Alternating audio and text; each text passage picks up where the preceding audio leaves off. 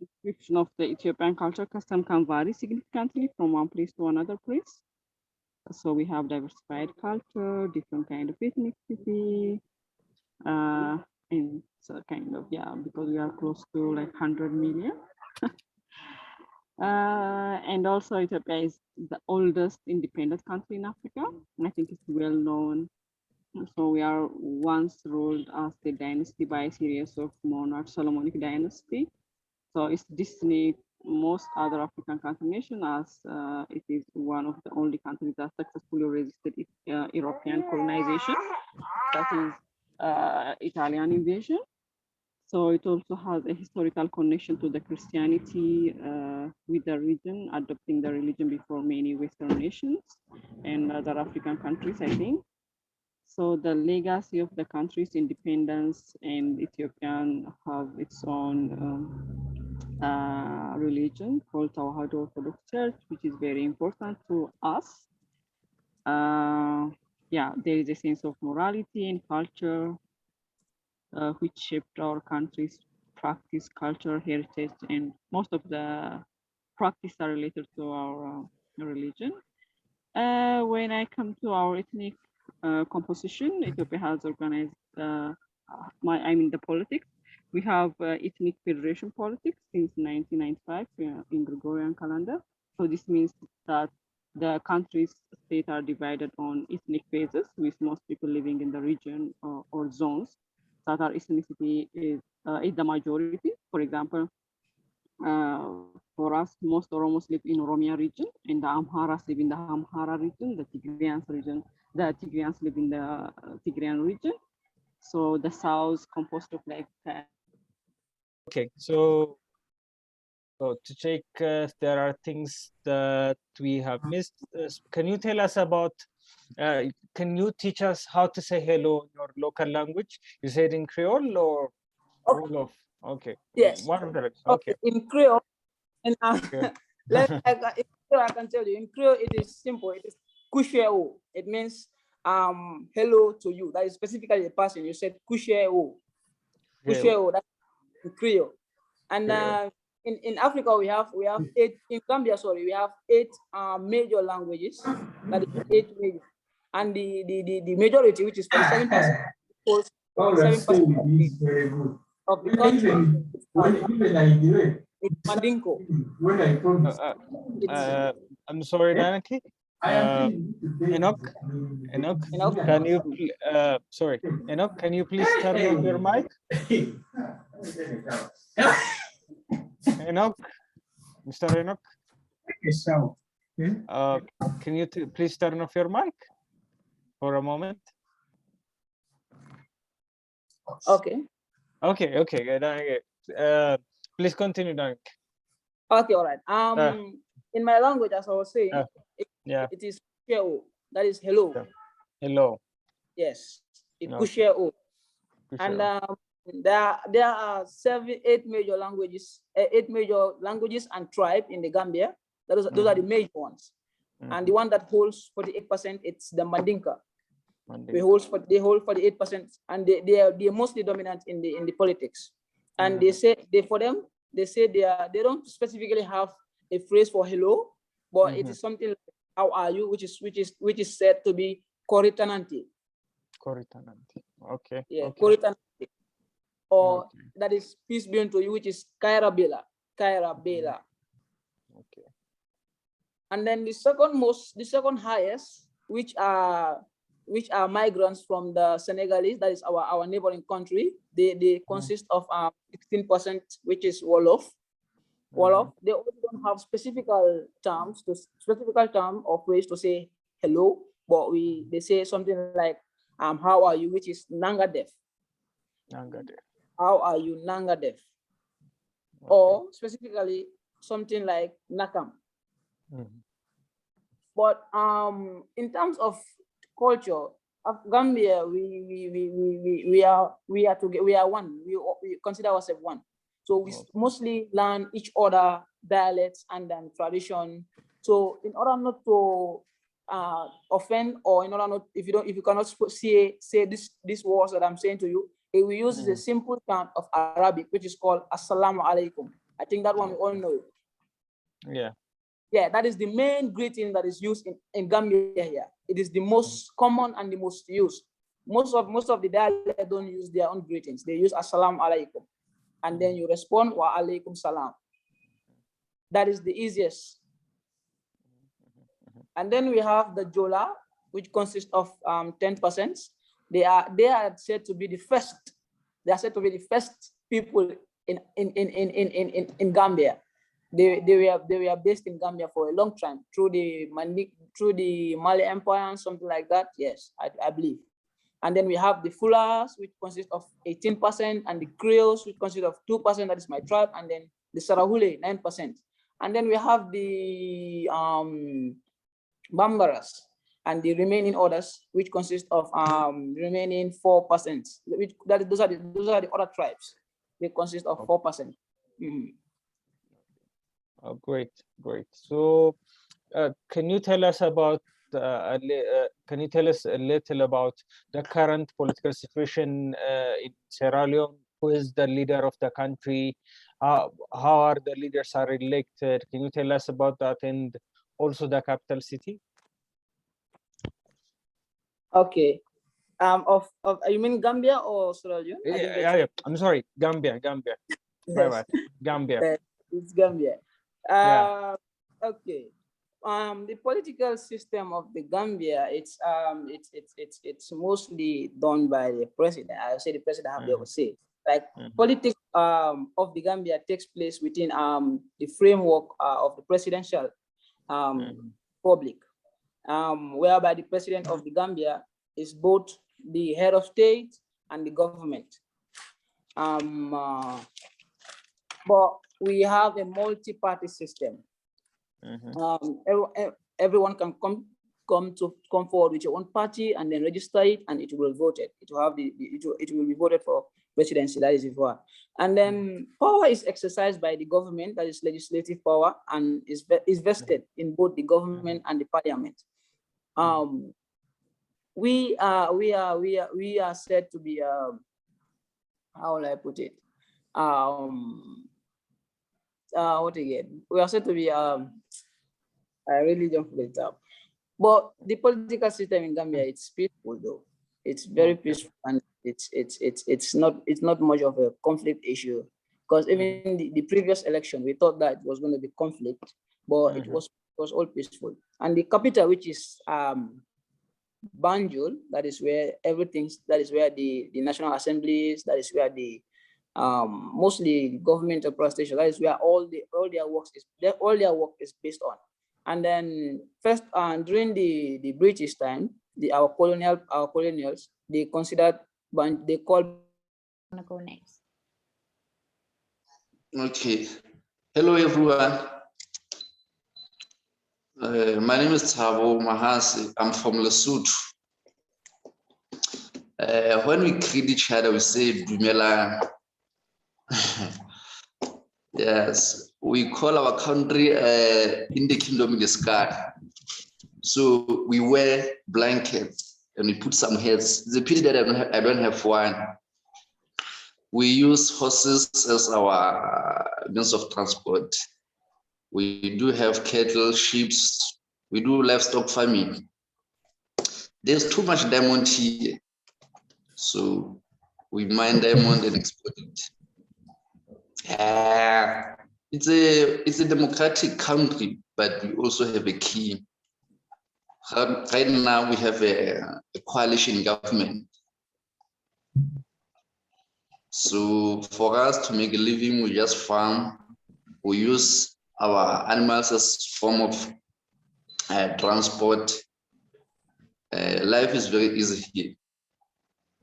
So we don't need to go to the shops to have food. We just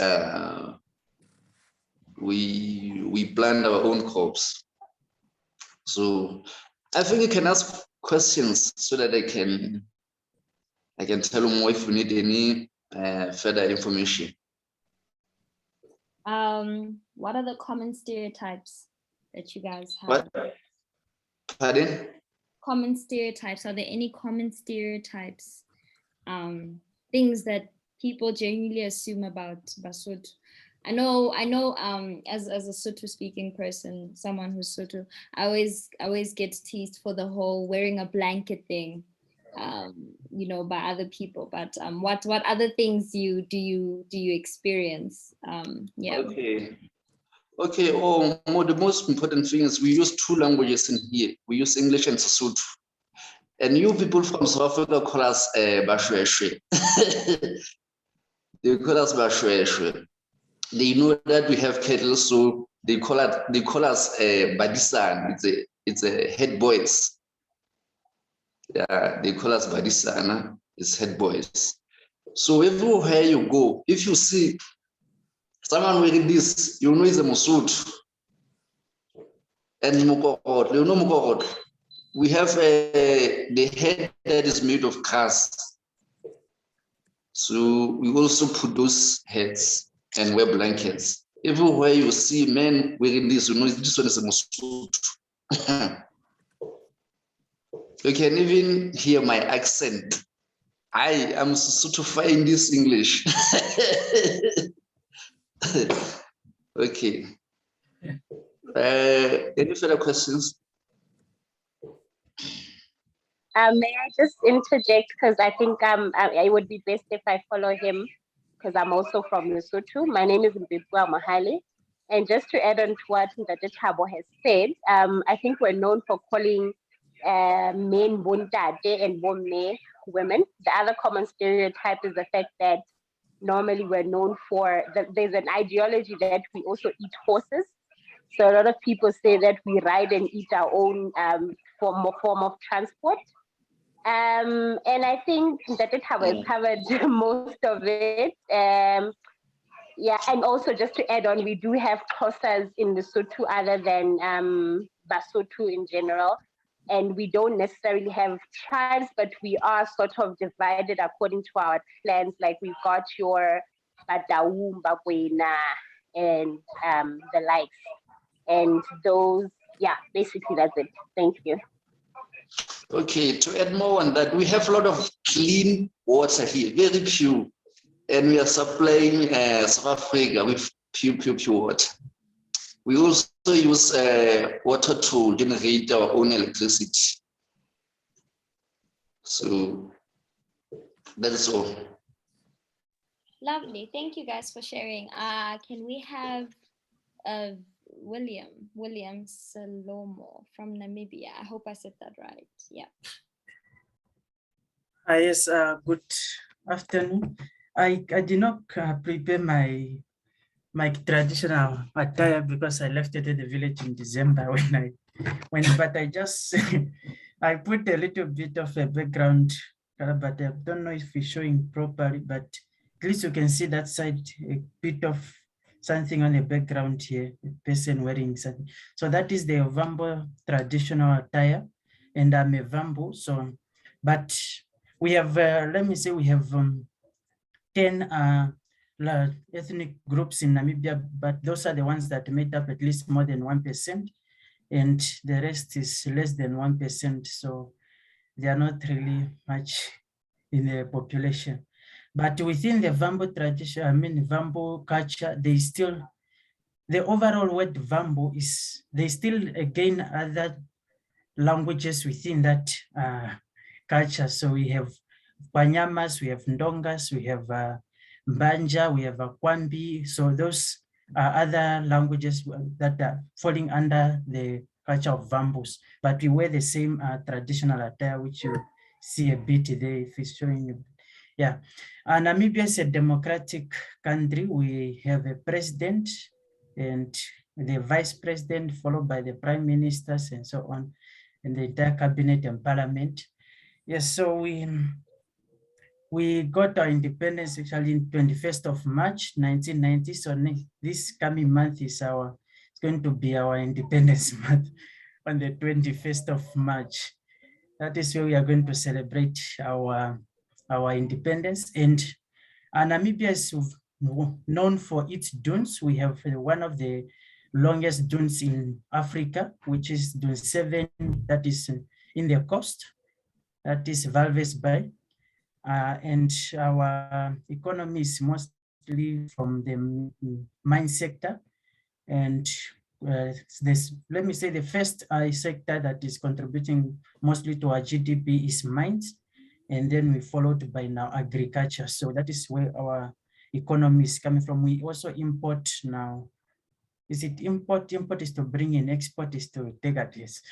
We export at least beef and some vegetables that we export to Europe and so on. Let me see again on the question here. Okay, currently the leading political party, we have different political parties. So even now, political analysis are saying that our political parties and our economy, I mean our population is a bit conjected now because everyone is starting a political party now. But the political party that is leading the government is SWAPO, and then there is a PDM, which is the official opposition, and followed by now other political parties. So SWAPO means Southern West African People Organization, and PDM means Democratic Republic, what is it? It's a Popular Democratic Movement. So that is more of our political space. And yes, I think, and if you want to visit Namibia, please come. We have what we call Okapana. Everyone who comes to Namibia, you must come and enjoy Okapana. Okapana is a meat that is just fried, but it tastes different when you do it at home than when you are buying it at the market. So yes, thank you. Maybe any questions or anything? Lovely. Thank you so much for sharing. Are there any common stereotypes that you encounter in Namibia? I was having a problem with that one. So I don't really have an answer to that one for now. Yeah. Okay. Maybe a stereotype means a stereotype shouldn't always be negative. Like when you come to Namibia, what thing? For example, when you come to Burundi, one thing you know is that people are so polite. You know, people are easy. Or when you go to other countries, you hear things like, "Oh, those ones don't interact so much." You know. You understand? That's a kind of stereotype. Yeah. Just repeat yourself again because the internet was showing it was low. No, I mean like when you go to a certain country, you always hear that, oh, that country, people are always nice. They are welcoming, they are free to interact. Other countries, like for example, when you go to Scandinavia, people don't feel free to come and say hello. They are unto themselves, you know. What's the stereotype when you reach in Namibia? Okay, no, because I had a different definition of stereotype now. It shouldn't always be negative. It can be negative or positive, depending. Yeah. All right, and all I can say is Namibia is a very welcoming nation.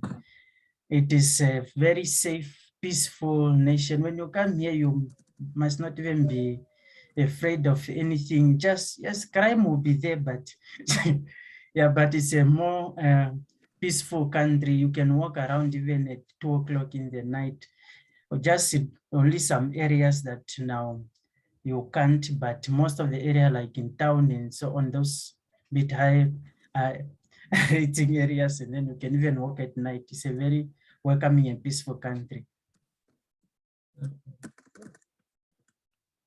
Lovely. Thank you so much for sharing. That was so interesting. Is there anyone else who would like to go next?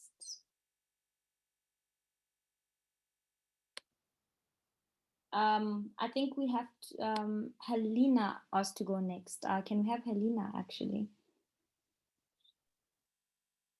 Okay, thank you everyone. Can you hear me?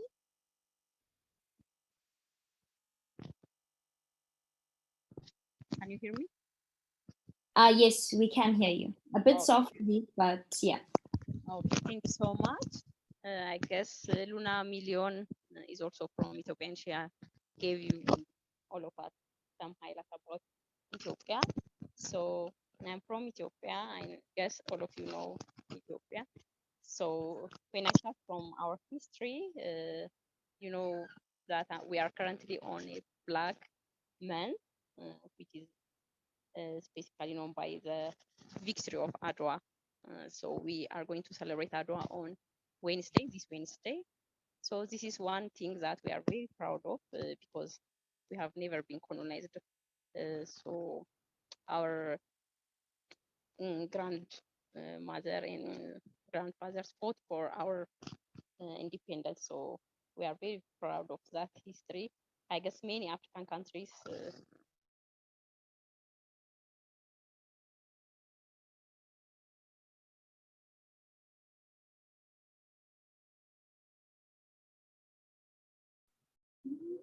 Amen. Hello.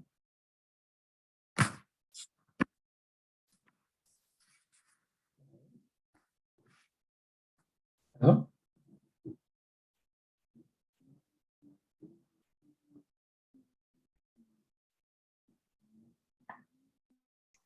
And then, yeah, so this is called sini, and we use this to drink the coffee. So while, you know, we can drink the coffee using maybe salt. Most of the people in the countryside use that, but we use it. I drink it with sugar. And we also use snacks. We eat snacks, and this one is called kolo. I think you can see. Yeah. So there's, you know, like on coffee, when we have a coffee ceremony in Ethiopia, like it's a gathering. People don't actually use it or drink it alone. So we call our neighbors, our families, and, you know, discuss different kinds of things. And the coffee ceremony has 3 phases. It's called Abul, the first one. The first phase is Abul. The second one is Tuna, and the third one is Baraka. So this is basically it. This is how we drink coffee in Ethiopia. And the other one that I want to tell you about Ethiopia is, like, I'm living in the capital city, which is Addis Ababa. I think most of you know it since AU is located in Addis Ababa. And yeah, so that's basically it. I think the other Ethiopians will add more. Thank you. Any questions? Okay. Thank you very much. Thank you very much, Eleni, for blessing us with the traditional Ethiopian coffee ceremony. I like the ceremony. I think our Ethiopian counterparts know it well. So I'm glad that you have shown us the traditional coffee ceremony and how the process goes through. So thank you very much. So we'll go to the next presenter. So the next presenter will be, I'll go to Calvin Ankoma.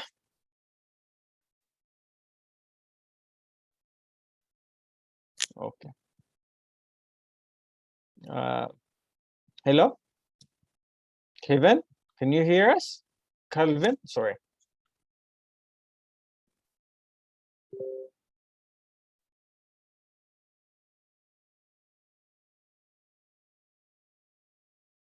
Calvin, I don't think Calvin could hear us. So I'll go to another person. So I'm having some issues with the network. Okay. So he said he's having some issues with his network. So we'll we'll get to him later on in the session. So I'll go to Elizabeth from Namibia. So the virtual floor is yours, Elizabeth. So please turn on your mic. Okay, good afternoon. Let me say good evening, everyone. Good morning from wherever you are coming from. I hope I'm audible. Yes, you're audible. Okay, so I'm from Namibia, and specifically today, I think I'll be talking about mostly about my country because I think we are two here from Namibia. So to start off, let me just say in Namibia we actually have about 11 ethnic groups. namely Ochuvambo, we have the Herero, we have the Kavango, and then the Caprivian, and we also have the San people, which are also known as one of the oldest people in history, in Namibia, like in the world history. So I would just like to share maybe my screen, just to share a picture. Am I permitted?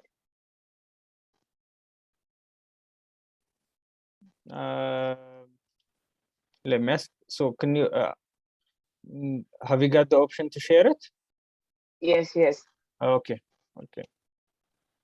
You can start sharing. I think so. I think yeah, go ahead. Is the picture, can you see my screen? It's loading, I guess. Okay. Yeah, you can see it. Okay, so as you can see, I'm actually now wearing a kind of a veil, but this is not really my traditional attire. This actually is used to be worn like at the head as a head for ladies. But then today, since it's the only thing that I'm currently having, I decided just to wrap it around my neck. So as you can see, this is actually a picture of our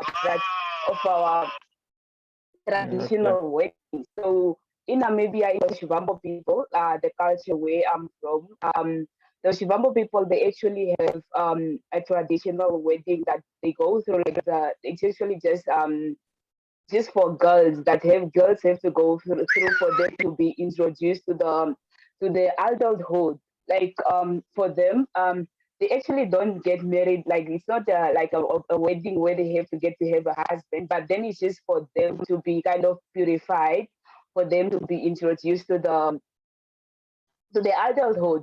But then like here in Namibia now, it's actually now not really highly performed anymore. But it's only a ceremony now that takes place once, I think once in a while, but doesn't happen anymore everywhere. But in Angola, it's actually performed because in Angola, it's like Koshibambo people, they actually spread here in the northern region of Namibia and also in the southern part of Angola. But here in Namibia, we made up about 50% of the Namibian population. But in Angola, they are one of the lowest. They are one of the lowest groups, like in Angola. So here you can see these are actually girls that are wearing our traditional attire, and then the men that you're seeing here, they are also, since now it's actually we actually now the color of the clothes and everything, they actually now just been made also in modern clothes. Like the designs are being changed. So you will find people wearing trousers now that are made of our traditional attire, the traditional colors and everything. So in the men that you are seeing here, these are actually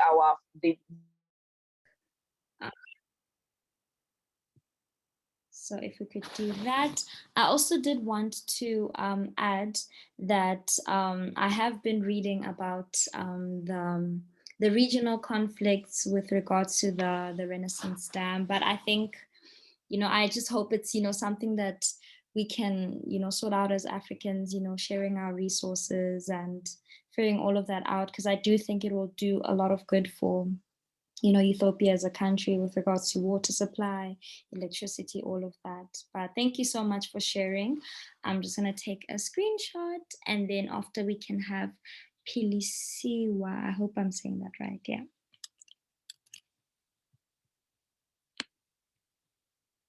Yeah. Okay. You can go next. No, just before, maybe Pilisiwa or Pilisiwa. Go on. Oh, yes.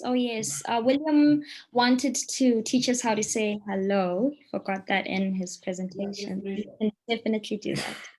All right. To say hello, we have a word, but hello is more disrespectful for big people, elder people. So when you're saying hello to your young or fellow people, you say ongepi. But when it's to elder people, if it's in the morning, you say walelepo. If it's in the afternoon, you say ngohalapo. And then if it's in the evening, you say matokelwapo. So that is the different greetings we have. But I also had a question just maybe from Helena. Is it Helena? There's just Tae. Let me just, just maybe for when she spoke about their elections. How do you do your elections again? I think she says nominated a prime minister or something, maybe. just to elaborate more, if they vote and they nominate and they vote, or they just nominate their head of state?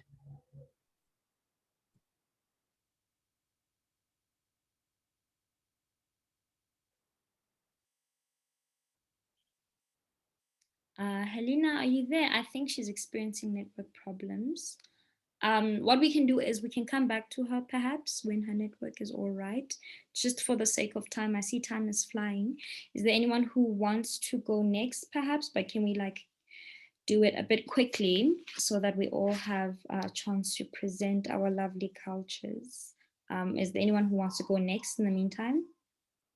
We haven't had Margaret and, oh yes, Deborah, yes, please, grace us.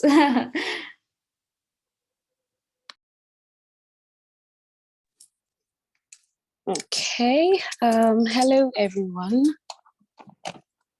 Hello, Deborah. Okay, just a moment, just fixing up my lighting so I can join you. Okay, hi, I am Deborah from Tanzania, and I'll speak a little bit about my country. So, as we all know, Tanzania is in the eastern part of Africa.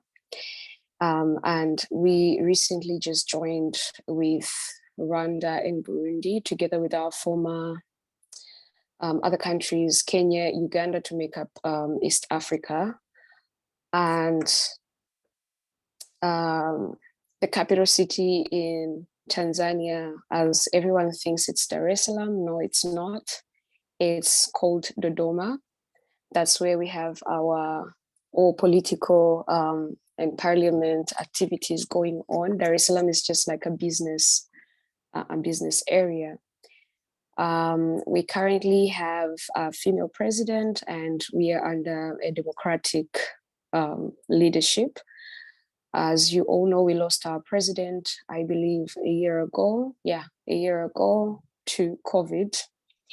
And the vice president took over, and she has become the first female president of our country. We are all inspired, mostly females, and she has been doing a wonderful, wonderful job with our country. I'll begin with saying the possible greetings you can use to greet people in Tanzania. So our main official languages are Swahili and English, but still Swahili is the one mostly spoken. And to say hi, you would say mambo. Now, I'm sharing this because most people think it's jumbo. That's just the easiest way the tourist guiders or the tour guiders use it to tell people. It's easier for foreigners to say jumbo, but since we're all Africans, I believe it's easier also to say mambo, and that's hi. And if you just want to be polite, you'd say habari. So it's like, yeah, how are you? The direct translation to it. We have about 30 cities in Tanzania, and each city has at least 3 languages spoken in it, because there is a lot of tribes in there. Personally, I'm coming from a tribe called Kuria, and it's located near actually my hometown where my dad grew up in is like 1 kilometer away from Kenya. So we are exactly by the border. And I'll share a stereotype from my tribe, besides sharing the stereotype from my country. So I come from the tribe whereby it's well known for beating women, because women, I don't know how psychologically it is connected to their like history, but they don't believe you love them unless you beat them. So if someone burnt beans and the husband did not punish them, then they think the husband do not love them. However, I'm coming from a family, or yeah, my parents, my mom is from a different tribe, and it's called Haya, and that's a tribe, the most educated tribe in Tanzania, because when the missionaries came, I don't know, I think they focused mostly on these areas, and my tribe being one of them. And it was difficult for my parents to get married because everyone did not believe my dad wouldn't beat my mom. However, growing up in that household, I've never seen my dad angry. I've never seen my dad raising his voice or anything. And each time I introduce myself coming from this tribe, everyone is like, oh, so is it true that you like to be beaten? And that's just like I don't know, it's not true, at least from my side and to a lot of women. Yeah. And apart from the tribe that I come from, we have so many other tribes and so many other cities, but I'll mention the major cities that perhaps will be interesting for you. We have, apart from Dar es Salaam and Dodoma, we have Arusha, where the mountain Kilimanjaro is. We have Kilimanjaro. Arusha shares mountain Kilimanjaro with Kilimanjaro. And then also in Kilimanjaro, also between Arusha and Kilimanjaro, we have Serengeti. I think you've heard about it. It's a national park, and I've never been there personally. It's very expensive, but it's beautiful from the photos. And these are like our touristic attractions. And recently we're doing a documentary as well for the touristic areas in Tanzania that haven't yet been discovered or people don't know more about. I'm also curious to know and learn more. We have a lot in that aspect. I'll go to what do we have in Tanzania? We do have Tanzanite. That's the mineral that you can only find in Tanzania. That's why it was named after that. So most of the rings for weddings and jewelries that are popular are made of Tanzanite. We have gold, diamonds, and so many other things like uranium, like the fuels, and iron, copper, and so on. And then when it comes to food, that's my specialty. I love Tanzanian food, and it's a mixture of Indian, Arabic, and of course, African cuisines. We have chapatis, we have curries, we have pilau, a lot of snacks like ubuyu. It's like the baobab seed flavored, and a lot of seafood because. Does anyone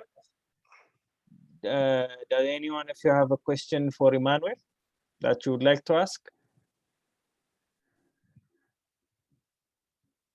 Okay, great. If there is no, anyone?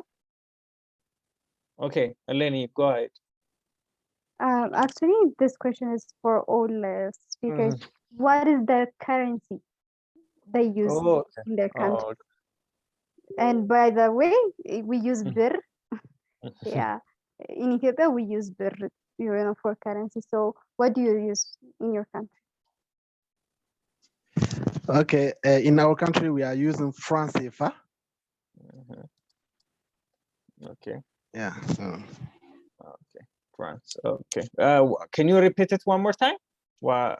Franc CFA. Franc CFA. Yes. Okay, great, great.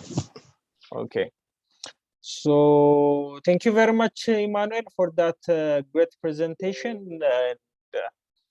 So we'll go to the next presenter. So I'll go to Dr. Surafil. So go ahead. Good evening, everyone. Can you hear me? Yeah, yes, we can hear you. Good evening. So I am from Ethiopia. So currently I'm wearing like a modern type of traditional t-shirt. I was traveling, so I couldn't find anything else. But this kind of clothing that are hand woven are worn mostly by the men.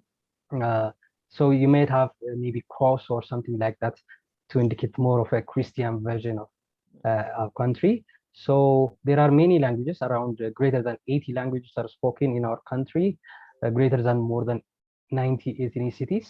So there is a vast amount of languages spoken. So to say, how are you, in Amharic, which is the majority spoken language previously, so you say እንደምን ነህ. So to say that, how are you again in, for example, in Tigrinya, you say kame allaha. And to say that in, for example, in Oromifa, akkam jirtu, you say this. So there are many languages, but I'm just giving you hints of some things. So the other things our country is mainly known for is like the Battle of Padua, because Ethiopia is one of the countries which has never been colonized. So the Battle of Padua is the battle fought between Ethiopians and Italians. The modern army of Italy was defeated in the Battle of Padua with the primitive fighting instruments of our ancestors. So we will celebrate this day in the coming Wednesday. So it's more of a pride for our country, and it's actually one of the things it's known in Africa because of the history of this rebellious spirit. Many countries had the spirit to fight their colonizers. And one of the things that is known is our flag. It's the flag of Ethiopia is one of the things that the ANC took to represent South Africa.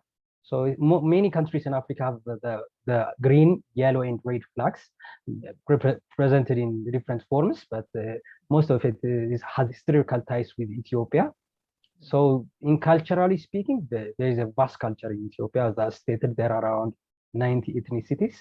So it's a vast culture, and it has a vast historical background too. It's one of the countries that accepted Christianity as a state, actually the second in the world, which accepted Christianity as a state religion.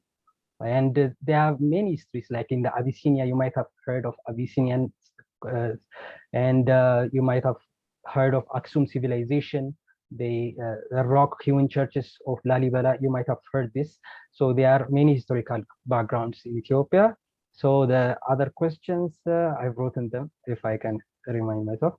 So economically, in the past few years, it has been the fastest growing economy in Africa due to the COVID, and we had a war recently, so the economy has been slightly decreasing, but it was the fastest growing economy in Africa. And other than that, we are a federal democratic state. So we are led by a prime minister, and our current prime minister is Abiy Ahmed Ali. So this is it. Maybe others can elaborate more on this. Okay. Thank you very much for that great presentation, Dr. Surafil. So if you have any kind of questions, the floor is open. Kwarara, do you have a questions, Kwarara? If I'm sorry if I misspelled or mispronounced. I have a question. Your name. I wanted to ask. Go ahead.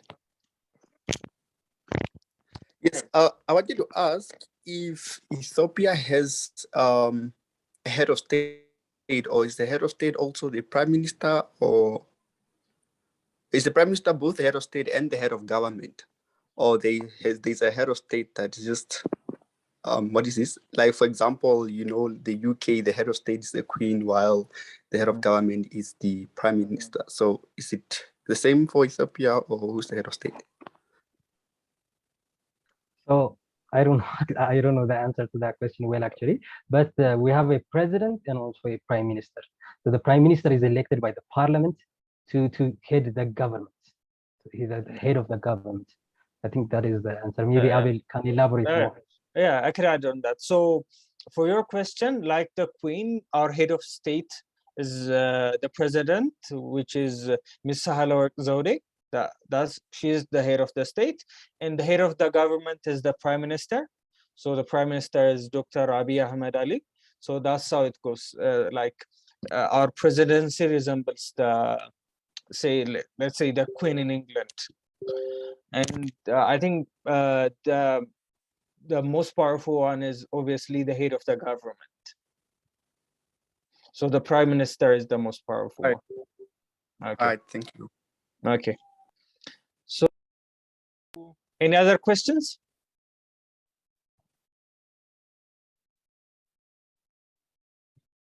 Okay, if there are no questions, thank you very much, Dr. Surafil, for the presentation. So I'll go to Kaurara. You will be the next presenter. So tell us about Okay.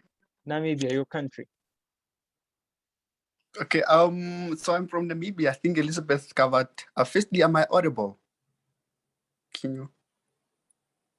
Yes, you are. Yes, you are. Yes, you are. All right, thank you. Yes, so I'm from Namibia. I think Elizabeth has covered most part when it comes to the ethnicities. So I'm from the Oshero-speaking tribe within Namibia. I'm not wearing my cultural attire because it's a bit difficult to get here, but yeah, so I do apologize for that. So Namibia has a population of 2.5 million people. So I think it's the least populated. It's one of the least populated countries in Africa and in the world as well. I think it's the fourth least populated country in the world, if I'm not mistaken. And so I think I would need to speak more about my this is my tribe or ethnicity. So like I said, I'm from the Ovahero speaking culture, and how the traditional attire is mostly influenced by it was mostly influenced by Germans, because we were colonized by Germany as well before they lost the First World War. So as a result of that, most of the Ovahero traditional attires, the women's Victorian style dress, which is mostly influenced by the German women, and then the man is we sort of wear an attire that resembles the attire for the German soldiers as well. So we have our traditional cultural attire is heavily influenced by Germans because they colonized us. And then also the first genocide in the 21st century was committed in Namibia against the Bahero speaking people. That was between 1904 to 1905. About 80% of Namibians died, not Namibians, but about 80% of the Hero speaking people died during that war. Not during the genocide as well. So there's an extermination order. It was ordered by Germany against the Ovahero speaking people because we resisted German rule and German colonialization within Namibia. So because of that resistance, then there was an extermination order given out, and about 80% of the Ovahero and Nama people also died during that genocide. We lost a lot of cattle. When you come to Namibia and you speak about the Herero people, we are known for our cattle, our cows, and so we lost a lot of that as well, and we lost a lot of land. And I think that's one of the biggest issues right now. Also, is a land issue that it's one of the biggest debates in government as well, and so forth.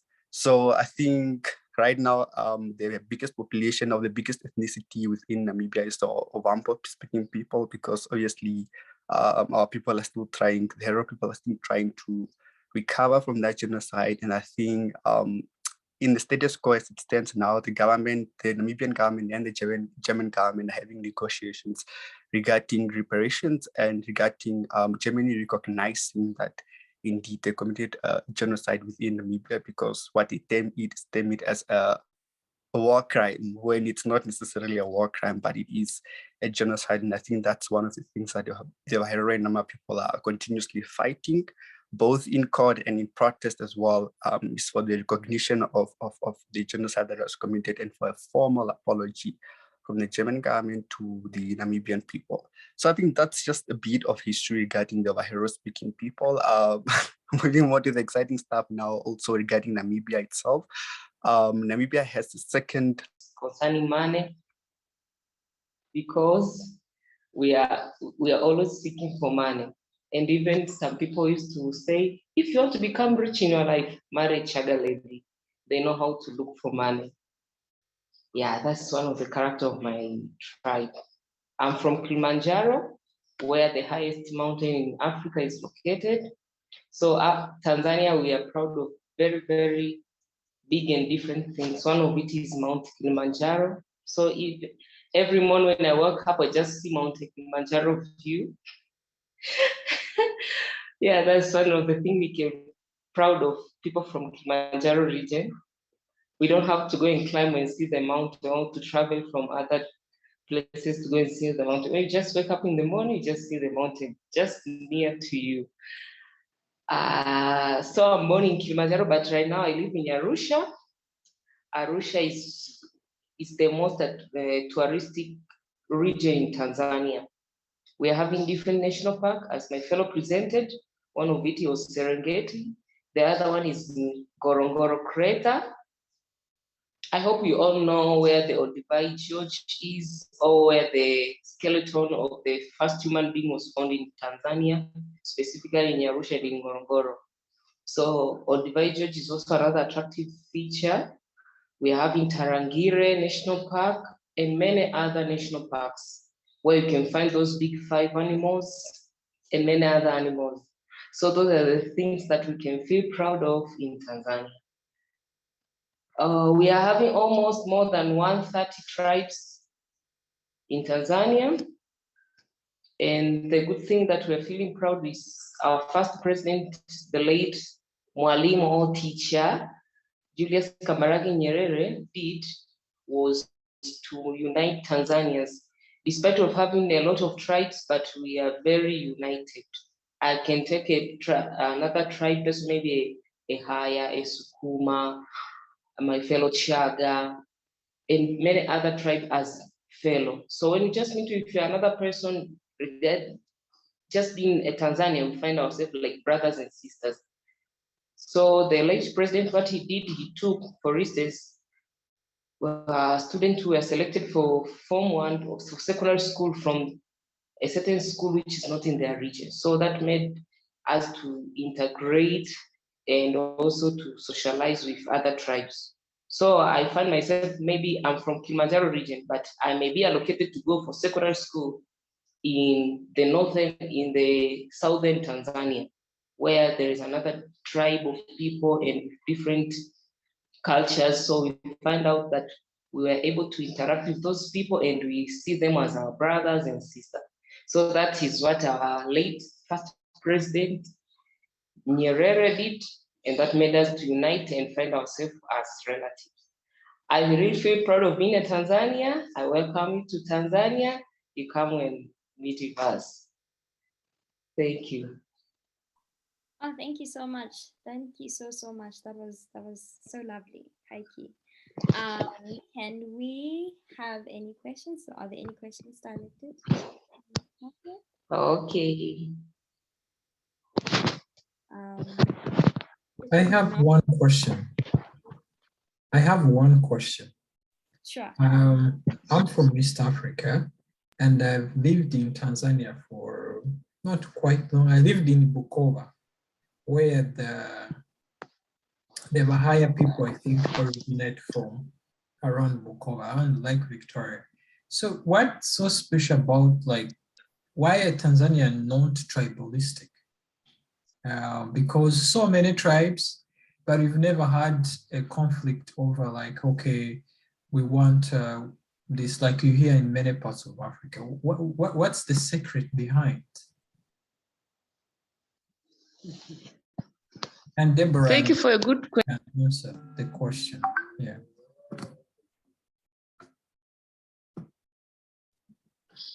Okay, I'm assuming that my. Oh yeah, please assist with answering. Yeah. We will collaborate in answering it, but my first stand is from the first president of Tanzania, the late Mwalimu Julius Kambarage Nyerere. When he was on his position as a president, able to unite.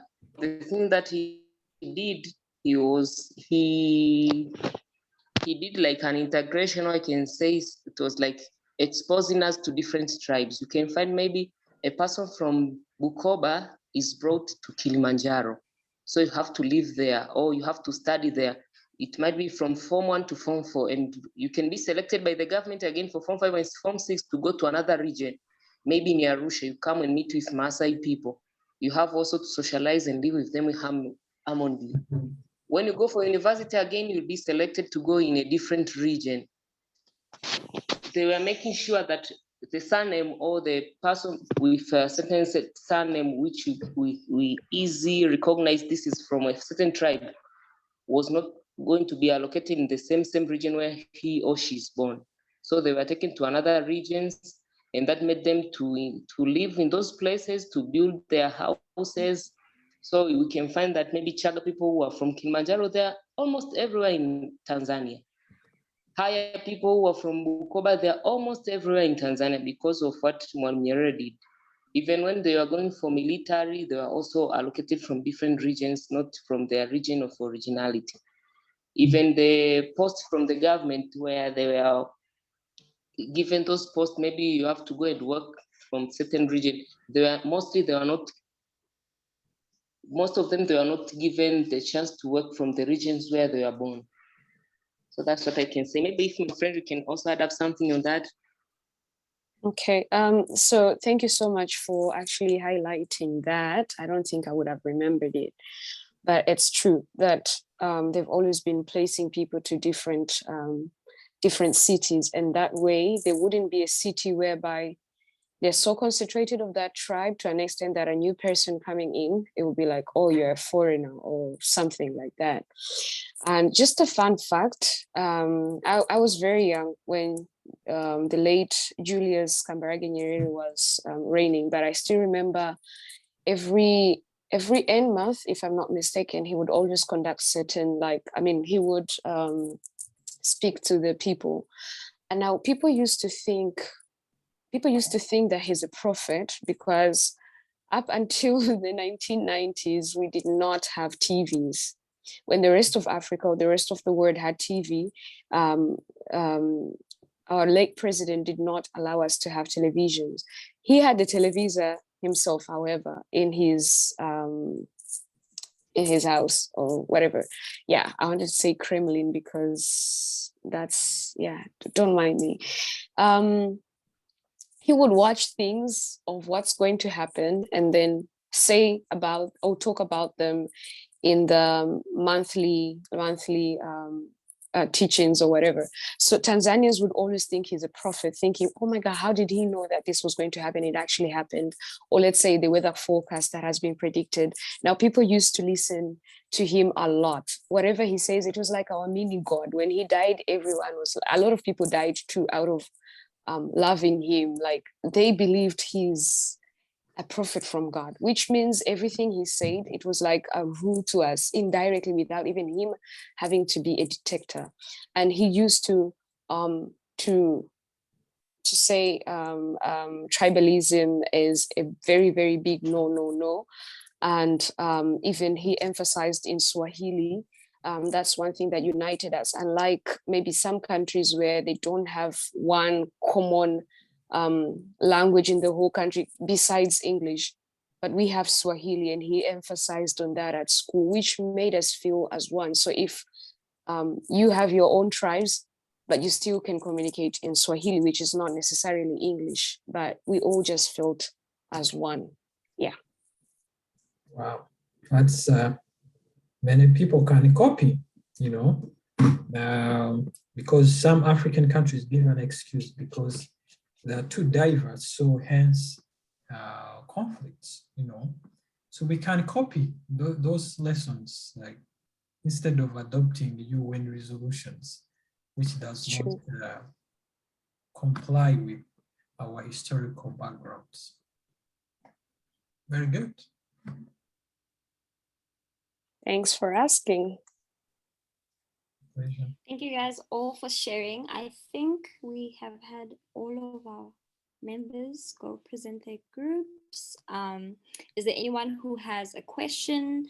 Is there anything you want to engage in? If there's no one else, I believe we've all said our piece. No? Tibello, you haven't spoken? Shame, you're muted. I can't hear you. I'm so sorry. I think she's muted. Shame.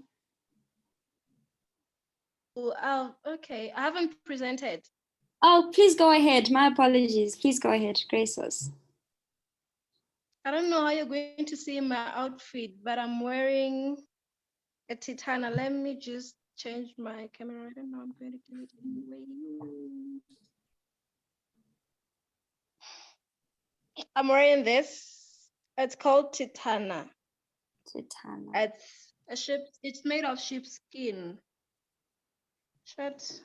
Okay, miss a video. It's made of sheepskin. I need to change my camera so that I can speak. Okay. In Lesotho anciently, this used to be worn.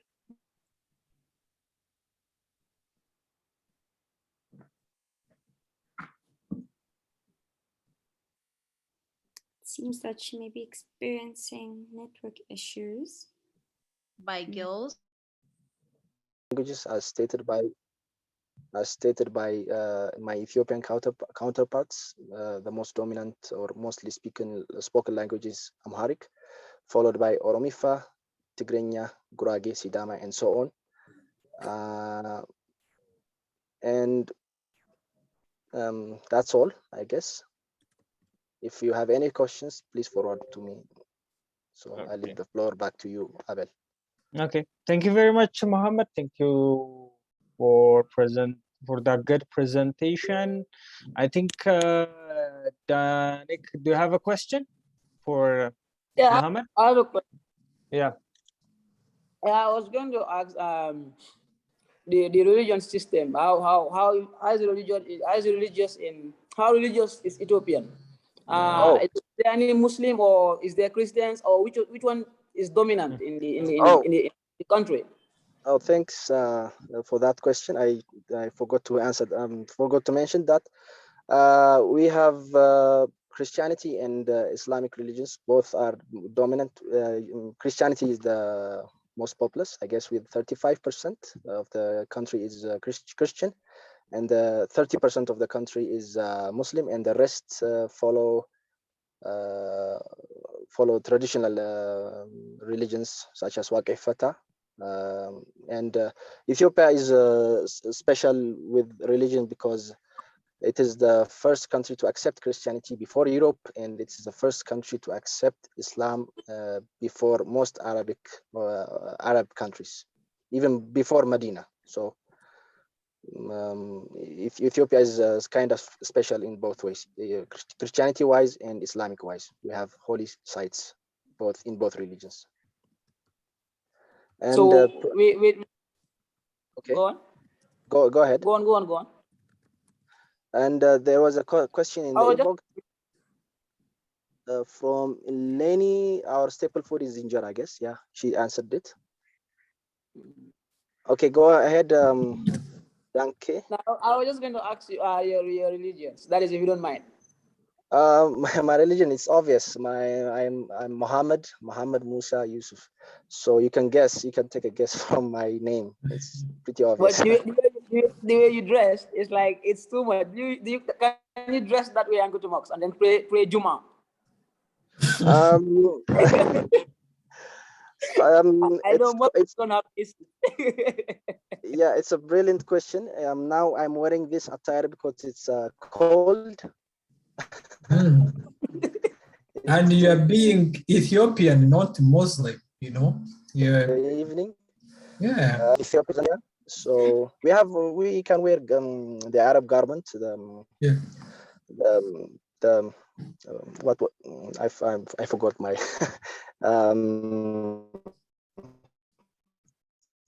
Yeah, so we can wear that too, and we can wear the gabi and pray in the mosque. It's no problem as long as it's.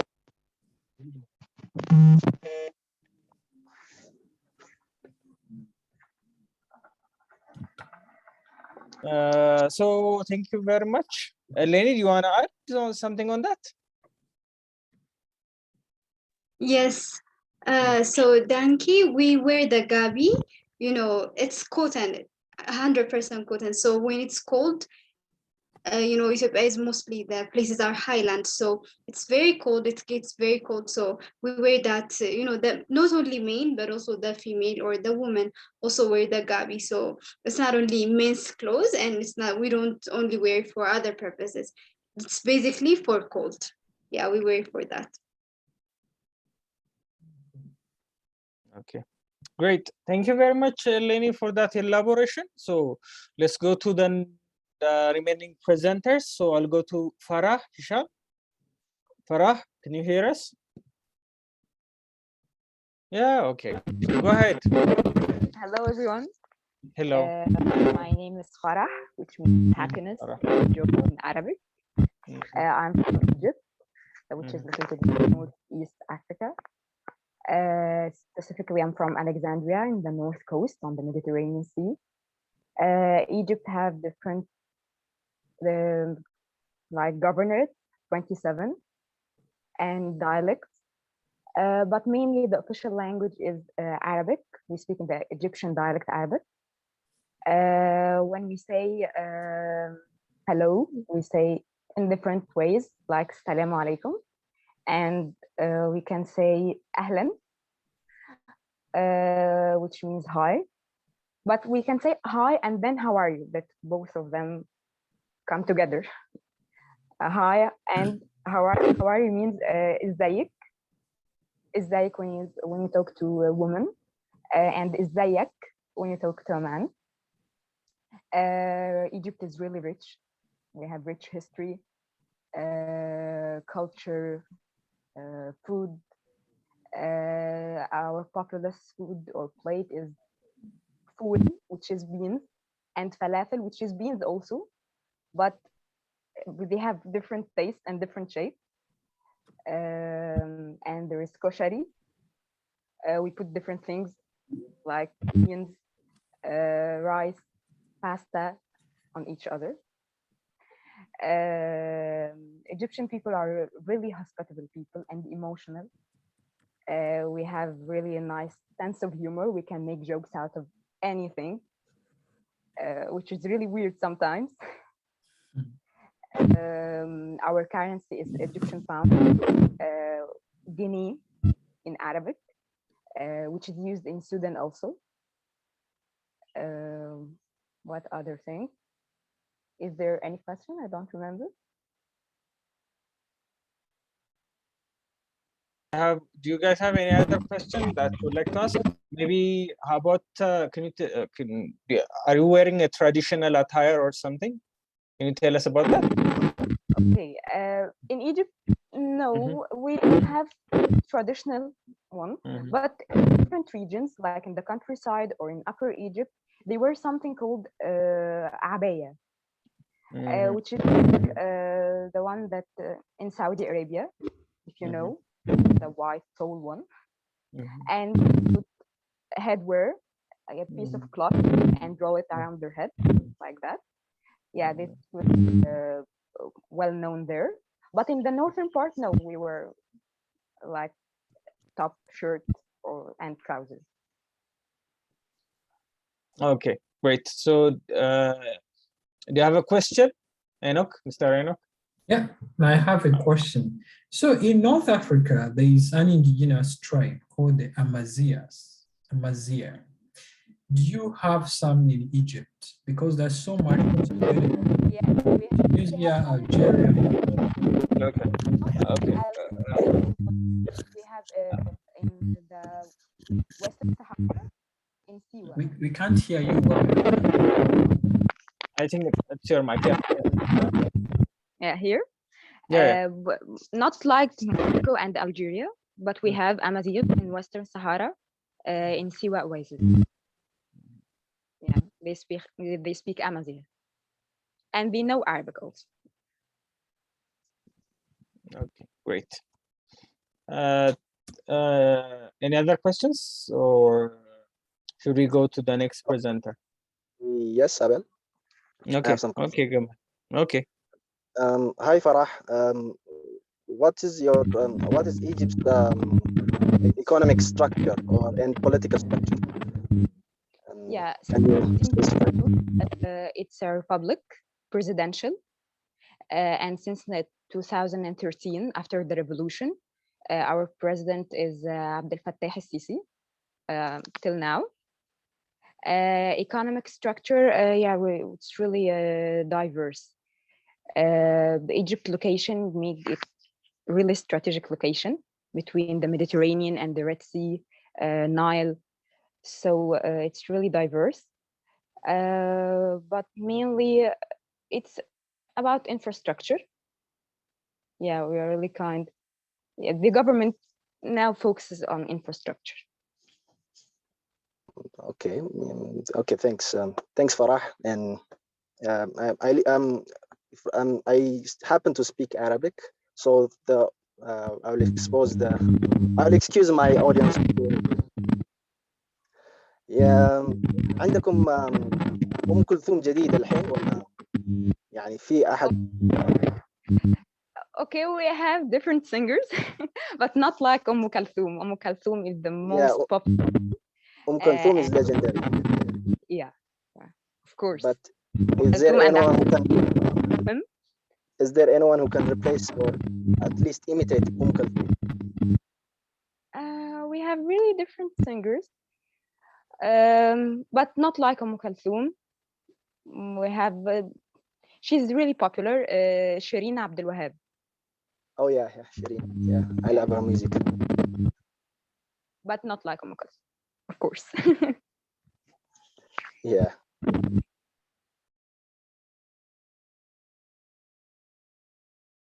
Let's go to the next presenter quickly. So I think Calvin, are you ready now to present about your country?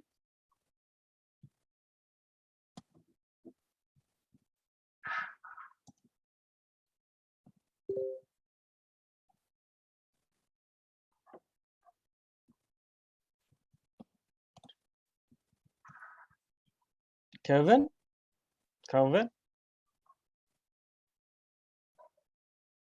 I don't think Calvin can hear us.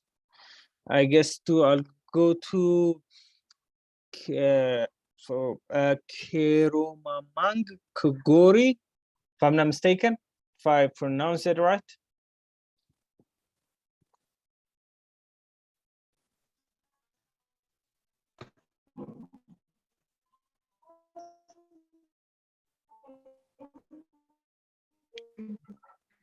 Hello, Keromamang. This is Keromamang from South. Okay, it's from Keromang, I think you're having connection problems. We cannot clearly hear you.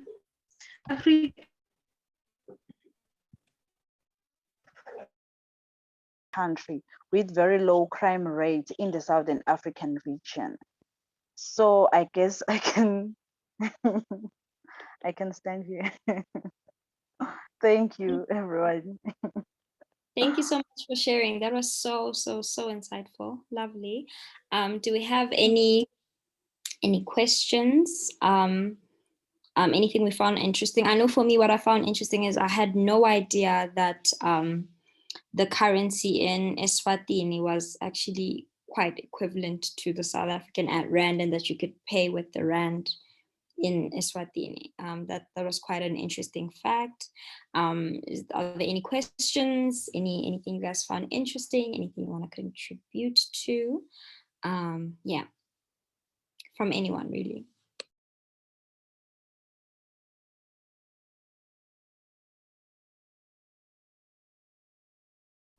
I think on my side, I found the issue of the Marula. Is it a festival? I think that is something that I think one would be interested in partaking in, and probably coming to Swaziland, Pilisa, to come and see you, and also to be able to taste the Marula. I would love that. Everyone is welcome.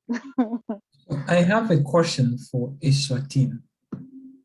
Are you guys like a total republic, or it's kind of a monarchy embedded in a republic? Do you have parliament or politicians emerging? How is it organized? Maybe I was late. Yeah. Yeah, it's the only remaining monarchy in Africa, but some, like, we are divided. Some want democracy. and some still want the monarchy. So there was an unrest which began last year June till today. So they want democracy. Okay. So Yeah. what do you like personally? Do you like democracy or a monarchy? Personally, you. Truly speaking, I grew up on the monarchy, so I don't understand this thing of democracy. Yeah, even today, I'm asking myself, how will be Swaziland on the democratic? I don't know. Like, I go with the monarchy. Okay. Me too. I like the monarchy.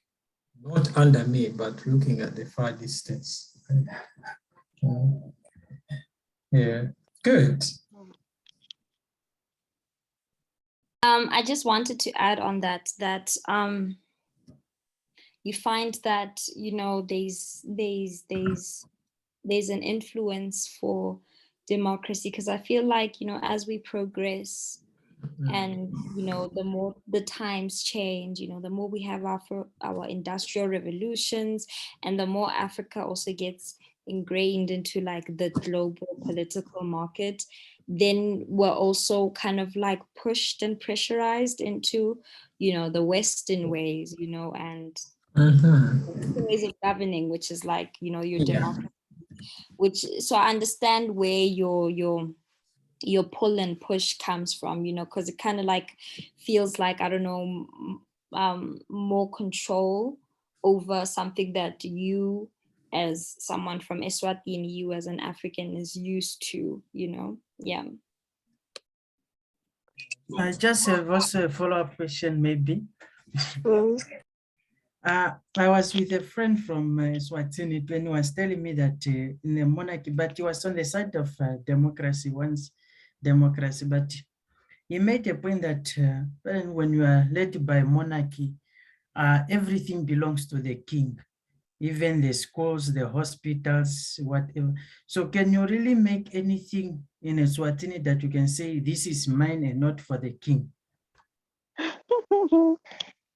That's why they wanted democracy, because most of them discovered that everything belongs to the king. But since everything belongs to the king, I guess, yeah, there is peace somewhere, somehow. And he also knows how to manage, like to rule the country.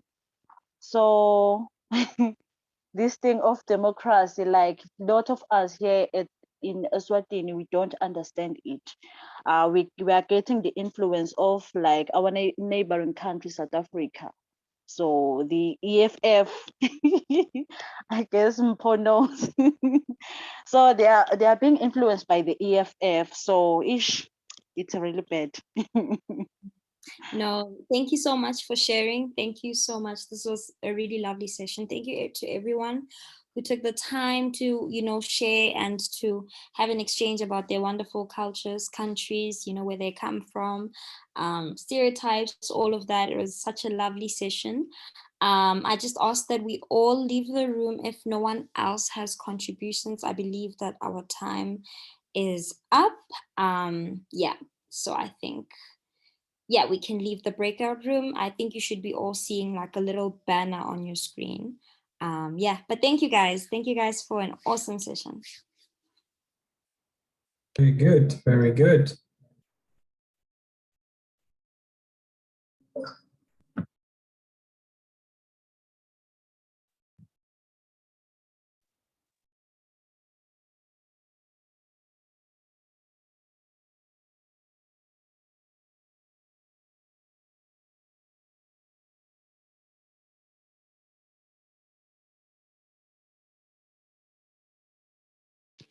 Oh, so I think you're muted. Yeah, it was really very interesting to hear people share their culture, the way things are organized. I think it's so inspiring. And you're getting to know more about like people. Let's wait our fellow and come in the main room and we just wrap it up, you know. 13 seconds, 12 seconds. Be close. 4, 3, 2, 1. Okay. Finally, everyone, I hope everyone is here, I guess.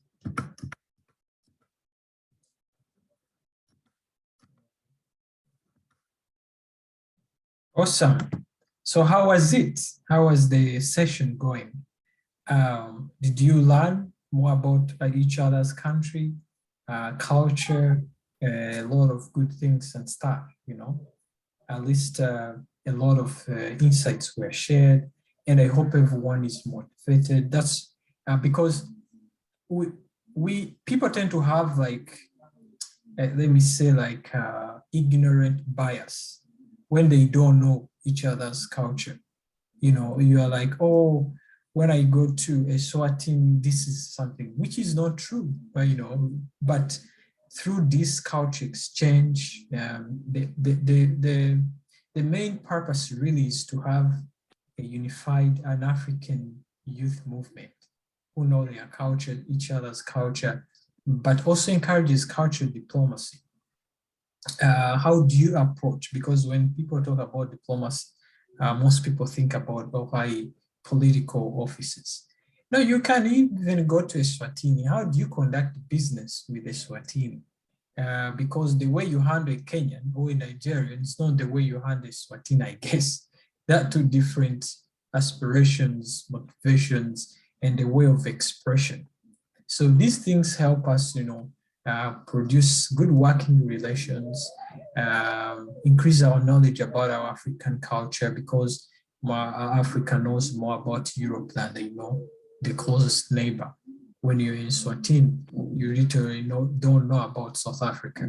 So these things is good, and I encourage everyone like to keep on doing this, even like outside African Republic. Get to know more about people, then you can proceed even communication, you can do business with them, you can do a lot of things with them. And I hope it was so insightful. If you have any questions, quick questions, feel free to throw them into ask them or an insight. And otherwise, we can call it a good Sunday, and we can call it a culture night. And we don't have music. Those guys who would want to have a music kind of Sunday night, unfortunately, we don't have that music. But it would be good when you have Lumba from Congo, we have another thing, you know, and people have enjoyed themselves, you know. But if you have anything to say, please say it. And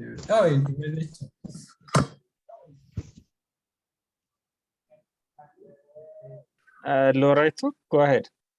Loreto, please. Okay, thank you so much. Clarify a little thing before we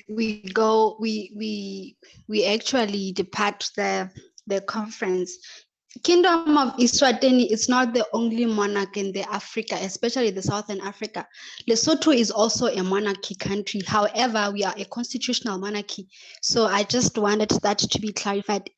Kingdom of Eswatini is not the only country in Africa that is a monarchy country. Lesotho still is, however, we are a constitutional monarchy. So yeah, thank you. Thank you. Yeah, great. We could add Morocco too. Morocco's a monarchy also. Yeah, Morocco is one of the good monarchies. Yeah. Awesome. And there is nothing left. Have a very good Sunday, everyone. And for the people, we have our graduation coming on 5th March. Yeah. And for the public speakers, our finals is on 6th, which will be, I think, a Sunday. Please prepare. We're going to announce the topic today or tomorrow latest. So you can have the whole week to prepare brilliant speeches. But otherwise, I enjoyed the culture, the vibe, the energy. It's so insightful. And have a very restful day ahead of you for the week. Have a very good day, everyone. Okay. Thank you very much. Thank We had you. fun.